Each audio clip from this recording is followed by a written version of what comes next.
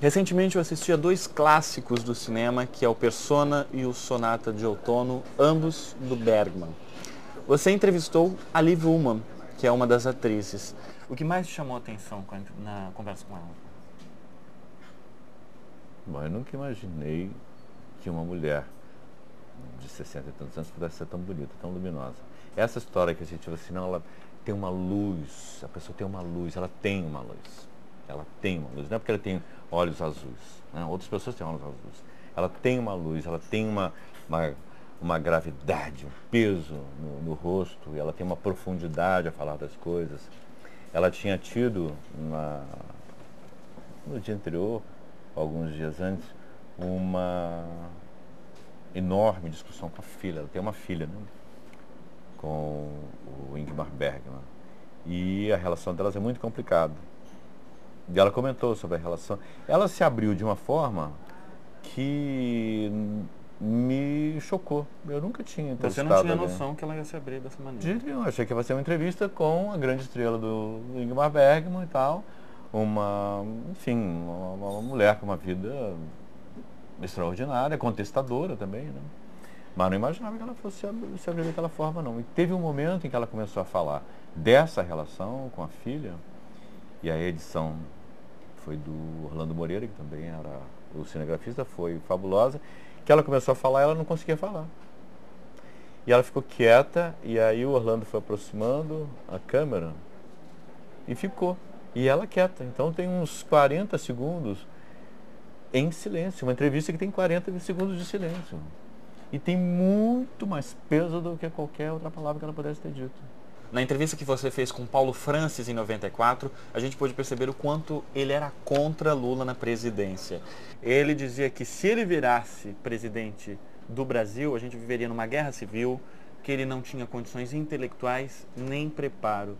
Como é que você acha que ele ia reagir se estivesse vivo, vendo Lula já no segundo mandato? Eu acho que ele ia rir muito. Primeiro dele mesmo, porque ele acreditou nessa persona que o Lula fazia, né? De contestador. Eis aí um exemplo do falso contestador, né? E não foi nada disso, está sendo, né? Uma administração que beneficiou intensamente bancos, instituições financeiras e pegou toda a rebarba da estabilização da moeda. Então vivemos num país inegavelmente em progresso, em crescimento. Francis errou em muitas coisas e acertou em muitas outras, mas o que ele faz falta é porque ele não tinha medo de contestar, ele não tinha medo de errar. Ele fazia aquele personagem dele, né, com aqueles óculos que não tinham nem lente, mas eram iguais aos óculos dele de lente, que ele enxergava pouquíssimo. E ele falava tudo aquilo que ele achava. Ele era muito incorreto. Era muito politicamente incorreto. Eu vou fazer a mesma pergunta que você fez ao Paulo Francis. Mais de 30 anos depois do golpe militar, qual é o papel do jornalista no Brasil? É uma pergunta muito ampla, mas não muda o papel. O papel é ver, descobrir e contar. Nós temos uma responsabilidade, né? As pessoas confiam em nós, em princípio, né? As pessoas confiam naquilo que a gente vai mostrar, as pessoas confiam que nós as ajudemos a ter uma vida melhor. E para ter essa vida melhor, é preciso que muita coisa seja limpa, por exemplo. Ou, por outro lado, uma coisa que eu faço no bate-papo, que muita coisa boa seja revelada. Que você revele o que muitos cidadãos comuns estão fazendo por outros cidadãos comuns, mais necessitados. Ou mesmo o que muitos colegas meus fazem, que é um jornalismo investigativo. E aí você pode dizer, bom, mas muitos desses escroques continuam soltos ou foram soltos. Isso é outra história, isso não é nosso papel. Nós não somos polícia. Nós somos jornalistas. Nós somos os olhos e a voz da sociedade. Alguns entrevistados se surpreendem com o volume de informações que você sabe sobre o convidado, como por exemplo foi na conversa com a atriz Lauren Bacall, em que você cita um filme raro dela. Como você se prepara para uma entrevista? Enfim, como é que é o seu processo de pesquisa? Faço muito dever de casa. Muito, muito, muito. O truque, me parece, você chegar à entrevista sabendo mais do que o próprio entrevistado. Assim, teve uma outra pessoa, que é uma fotógrafa, que nunca tinha se tocado, que ela virou fotógrafa imediatamente depois que a irmã se suicidou. A irmã se matou, ela na semana seguinte começou a fotografar. E aí eu falei o que me pareceu óbvio, quer dizer, diante do efêmero, você quer registrar, você quer deixar preso para sempre. E ela ficou... Não é óbvio, não te parece óbvio Sim. isso? Pois é. Ela também não sabia que eu sabia, nunca ninguém tinha comentado do suicídio da irmã, porque aconteceu quando ela tinha, acho que 12 anos, ou coisa que vale. Uma outra coisa, só para acrescentar, tudo mais ou menos já foi mostrado, aparentemente, né? Pela televisão, pelo jornal, particularmente na televisão. Então o que eu tento é descobrir um ângulo novo, que surpreenda o telespectador e que acrescente alguma coisa.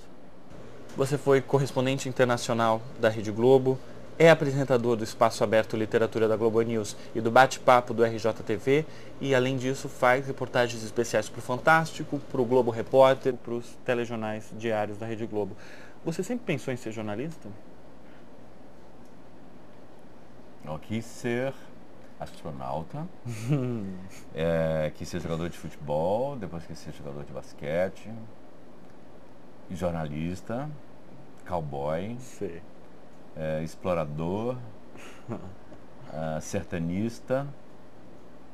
E dessas profissões todas, acho que a mais razoável foi a de jornalista, porque eu sempre gostei de escrever e de ler.